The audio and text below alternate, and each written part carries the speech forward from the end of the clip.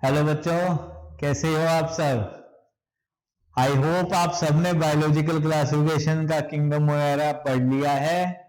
ठीक है, जो लास्ट क्लास में हमने डिस्कस किया था फ्रेंड, किंगडम मोनेरा एनसीईआरटी से। आज हम उसके क्वेश्चन आंसर को रिवाइज करेंगे। ठीक है, क्वेश्चन आंसर्स को याद करेंगे।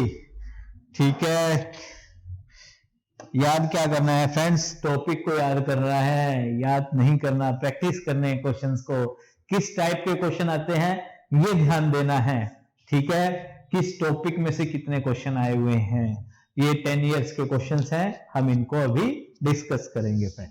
ठीक है, which of the following are found in extreme saline condition. Extreme saline condition, saline मतलब नमकीन जगहों पर कौन से बैक्टीरिया पाए जाते हैं, कौन सी इनमें से कौन से पाए जाते हैं। यू बैक्टीरिया नहीं मिलते, साइनो बैक्टीरिया नहीं मिलते, माइक्रो बैक्टीरिया नहीं मिलते, आर्ची बैक्टीरिया के अंदर हमने पढ़ा था मोस्ट हार्श कंडीशंस में रहते हैं, सबसे कठिन जगहों पे रहते हैं ये कौन से, आर्ची बैक्टीरिया। और जो सलाइन में रहते हैं, हम एक बार उसको रिवाइज कर लेते हैं। जो सलाइन में रहते हैं उनको क्या कहते थे, हेलोफिल्स, हेलोफिल्स।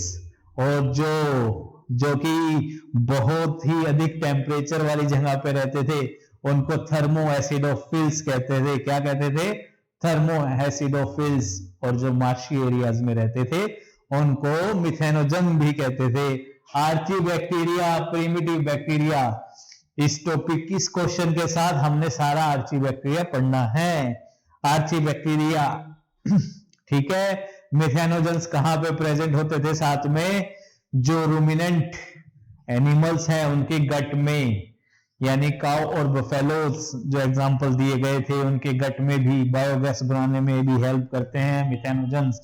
ये सभी जो आर्ची बैक्टीरिया के अंदर आते हैं।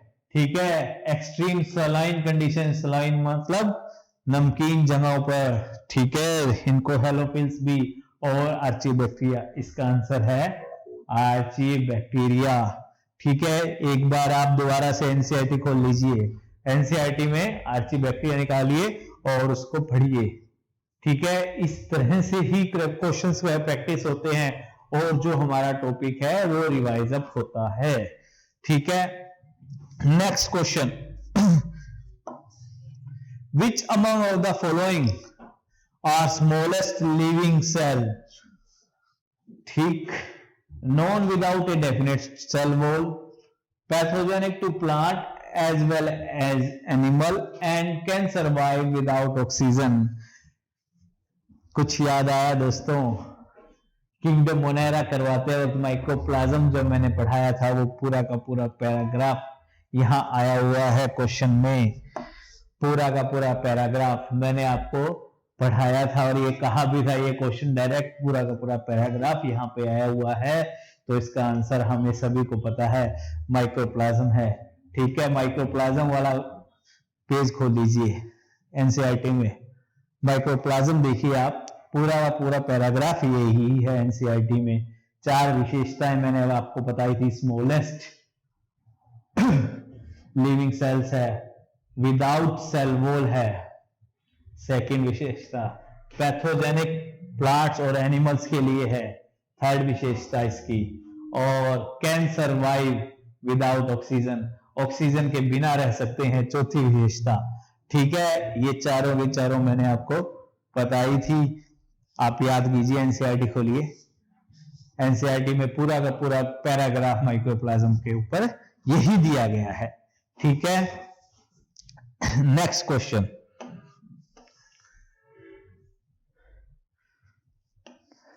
मिथेनोजन्स बिलोंग्स टू, अभी हमने आर्ची बैक्टीरिया पढ़ा है, आर्ची बैक्टीरिया में से फिर एक क्वेश्चन अराइज हुआ, आर्ची बैक्टीरिया, मिथेनोजन्स में हेलोफिल्स, थर्मोएसिडोफिल्स और मिथेनोजन्स होते हैं।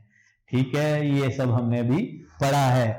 ठीक है, next question, the primitive prokaryotes responsible for production of biogas from the dung of ruminant animals include the.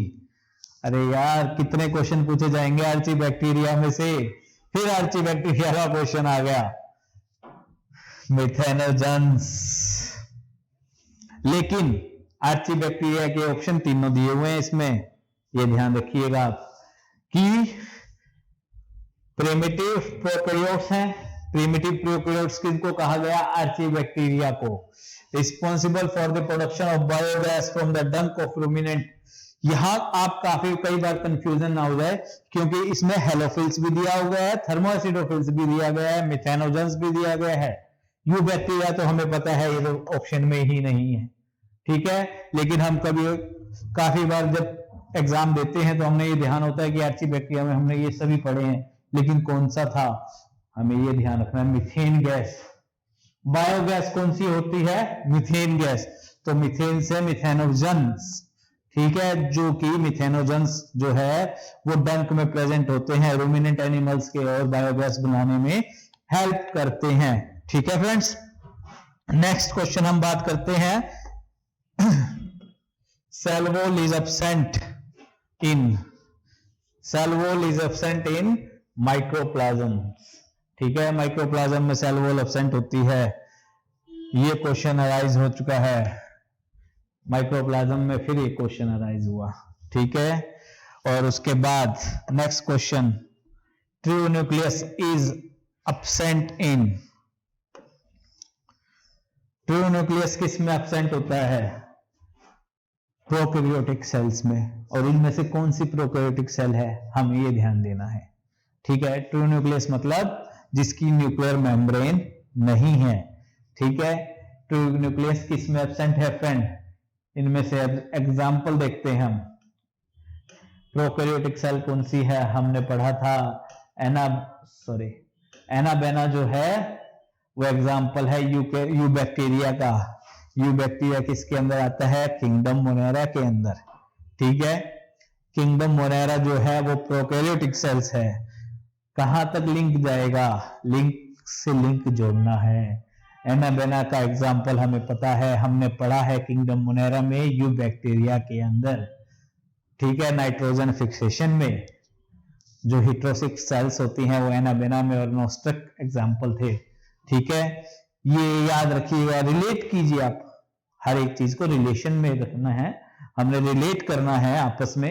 Anabaena जो है हमने पढ़ा था यू बैक्टीरिया के अंदर, यू बैक्टीरिया आता है किंगडम मोनेरा के अंदर, और किंगडम मोनेरा जो है वो है प्रोकैरियोटिक सेल, यानी कि उसके अंदर न्यूक्लियर मेम्ब्रेन एब्सेंट होता है, ट्रू न्यूक्लियस एब्सेंट होता है। तो इसका आंसर है एनाबेना। कंफ्यूजन कहीं नहीं है, ध्यान रखना है, रिलेशन में रखना है और उसको रिवाइज अप करते रहना है। जैसे कि मैं क्वेश्चन करवा रहा हूं आप सबके साथ, क्वेश्चन करते करते उस टॉपिक को दोबारा से रिवाइज अप कर लीजिए, इजी रहेगा आपके लिए, ठीक है। कुछ क्वेश्चंस आज करते हैं, कुछ क्वेश्चन नेक्स्ट टाइम करते हैं, ठीक है।